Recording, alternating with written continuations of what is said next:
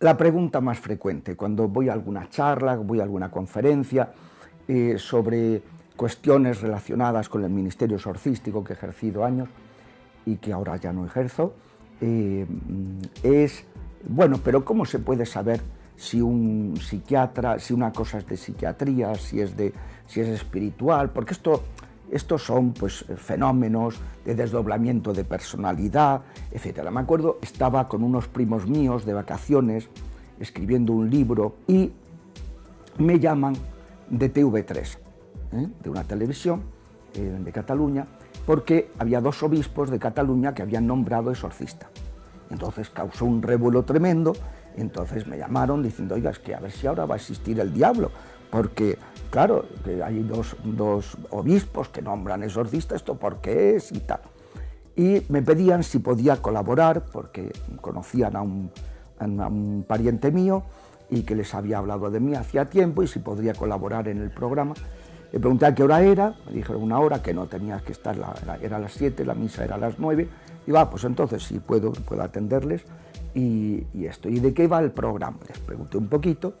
Bien, me llaman y empiezo a escuchar, no me dicen nada, sino que me ponen ya en antena mientras entrevistaban a las dos personas anteriores. Era en catalán, pero bueno, yo he tratado con catalanes y entiendo el catalán, aunque no lo hablo, y me enteraba de lo que estaban diciendo. Y primero era uno de los sacerdotes que habían nombrado. Y entonces, pues, que explicó, pues que sí, que le habían nombrado, que tal, bueno, el qué significa esto, todo eso. A continuación entrevistaron a un psiquiatra. El psiquiatra dijo que, bueno, que esto es desdoblamiento de personalidad, que esto no sé cuánto, y después me pasaron a mí. Y le dije, mire, yo antes de nada, aclararles que yo no soy exorcista de Andalucía, aunque estoy estos días en Andalucía porque estoy de vacaciones, pero no soy ni soy exorcista ahora, ni estoy en Andalucía. Y luego quería aclarar una cosa. Mire usted, a mí lo que no me gusta es el intrusismo profesional. Yo no me voy a meter en cuestiones psiquiátricas, porque no entiendo ni me interesa. Solamente lo que le puede interesar a una persona por ayudar a otra, pero nada más, para no equivocarte. Lo que sí quiero es que lo que no me parece correcto es que un psiquiatra se entromezca en terrenos que desconoce. Y decir que una posesión es un desdoblamiento de personalidad demuestra una ignorancia supina. Y añadí, si una persona vomita una masa de barro tamaño calabacín, su psiquiatra, ¿cómo lo explicaría? Si una persona vomita 7 ranas, primero 13, luego 7 y luego 3, en 3 arcadas distintas, ranitas no grandes, pequeñas, su psiquiatra ¿cómo lo interpreta? ¿Qué desdoblamiento de personalidad son esas ranas? Si una persona, una mujer expulsa por sus partes al día siguiente de casarse, que había recibido un hechizo para que no se casara, expulsa por sus partes 2 bolitas de gusanos vivos, su psiquiatra ¿cómo lo interpreta? Dice, ¿usted ha visto eso? Digo, pues mire usted, hombre, yo no he visto lo de la señora tal, pero sí he visto las otras cosas. Entonces, mire, cada uno en su terreno. Cada uno interpreta, que atienda la cosa psiquiátrica y yo me ocuparé de los fenómenos preternaturales, que es lo que reza un... Digo eso porque en el tema es muy frecuente y usa una confusión muy grande, también en el mundo eclesiástico, pues atribuir a fenómenos psicológicos todo este tipo de cuestiones preternaturales.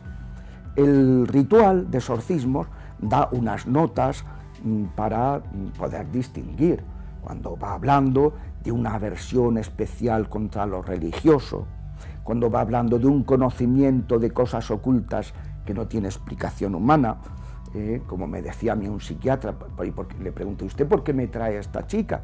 Dice, hombre, porque el otro día tenía una cajita con una cosa dentro y le pregunté, ¿qué tengo en esta cajita? Ya no sabía, no conocía la cajita, y me describió con todo lujo de detalles una medalla que había dentro. Entonces, pues claro, eso me ha hecho sospechar que lo que tiene esta chica no solamente es psiquiátrico, que tenía una enfermedad psíquica, sino que además hay algo especial. Si un niño te levanta una mesa con una mano, o un anciano decrépito te levanta la mesa con una mano, si una persona levita, me acuerdo uno que me levantaba a uno de mis auxiliares que pesaría 120 kilos, y lo senté en los pies y me lo levantaba. Cuando una persona levita, cuando una persona camina por el techo, cuando una persona hace cosas que no tiene explicación natural, pues entonces a lo mejor hay que sospechar que quizá es posible que tal vez que se trate de algo que excede el ámbito de lo psiquiátrico. Esto es importante. El Papa, que es una persona que habla con cierta frecuencia del demonio, él no le da corte hablar de estas cosas, y además da unas orientaciones muy prácticas y muy positivas, diciendo que no hay que dialogar con él, que no hay que dirigirse a él, que él quiere ser nuestro protagonista, nuestro Dios, a quien hay que dirigirse es a Dios, no hay que darle protagonismo ninguno. Pues la Penitenciaría Apostólica, que es uno de los organismos del Vaticano, que se ocupa de la conciencia. Entonces organiza todos los años un congreso sobre el fuero interno, sobre la conciencia. El fuero interno es la conciencia. Entonces, en ese congreso el Papa siempre da un discurso. Va, asiste y pronuncia un discurso.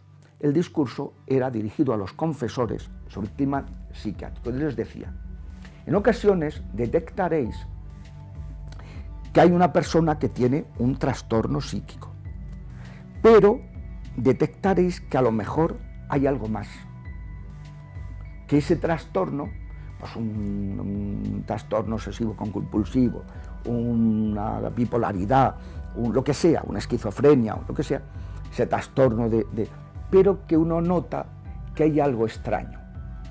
Y dice: no cometáis el error de descartar que pueda haber algo de tipo espiritual, una afección preternatural de los demonios a la persona, por el hecho de que tenga un trastorno psicológico, porque son totalmente compatibles.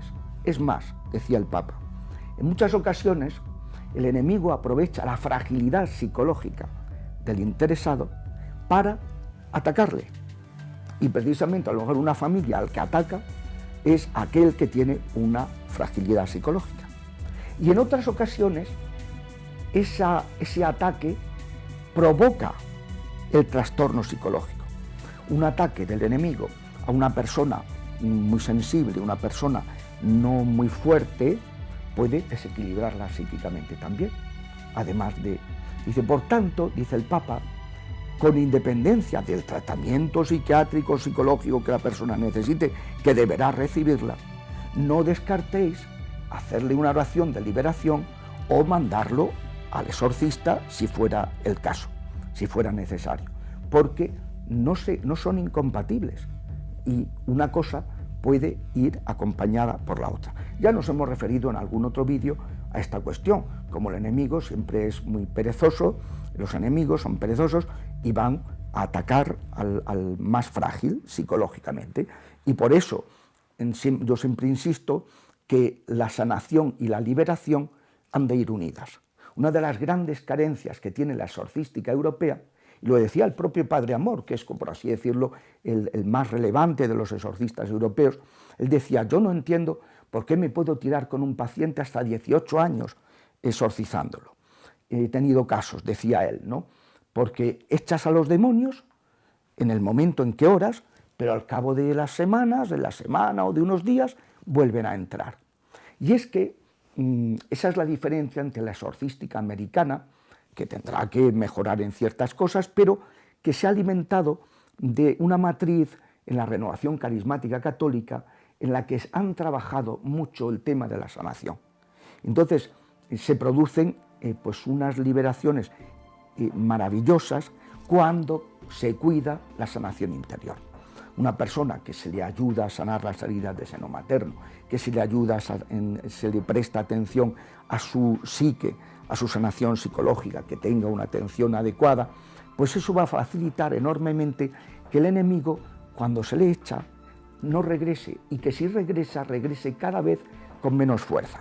Es decir, que uno de los mayores, a mi modo de ver, porque es lo que me he encontrado más frecuentemente en personas que, también incluso entre exorcistas poco experimentados, ¿no?, que están empezando, que no saben mucho, que no se les ha formado, y entonces, pues, va una persona y lo primero que hace es pues vete al psiquiatra y dice, oiga, si yo ya están 27 psiquiatras.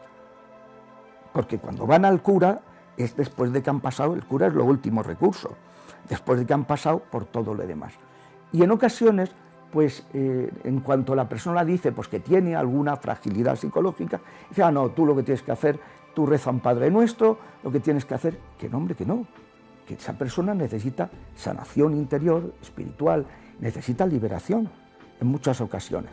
Y ya digo, que la pauta la da el Papa, que es el que ha prevenido a los sacerdotes diciéndonos que, mucho ojo, que no descartemos, si hay sospechas, no descartemos que haga falta una oración de liberación a esta persona que tiene indudablemente una fragilidad psicológica. Y por tanto, es una de las cosas que ha de procurar siempre el sacerdote, es que reciba la persona cuando hay esa fragilidad psicológica, reciba la asistencia médica que necesite o la psicoterapia que necesite, pero no desentenderse, que es el gran problema que podemos tener ahora en la Iglesia Católica, sobre todo en Europa, que en cuanto hay lo más mínimo psicológico, el sacerdote piensa que es que todo es psicológico. No, en absoluto. El ser humano tiene 3 dimensiones, una dimensión biológica, una dimensión psíquica y una dimensión espiritual. Y el ser humano es una unidad, no somos una especie de espíritu que utiliza un cuerpo como una prótesis, somos un espíritu corporizado y un cuerpo espiritualizado. Y están interactuando las 3 dimensiones constantemente y por tanto cada uno en su casa, cada uno en su ocupación, en su terreno. Yo no me voy a entrometer en el terreno de psicoterapia ni en el terreno psiquiátrico, pero no me voy a desentender cuando una persona veo que lo necesita de ayudarle en el orden de la liberación.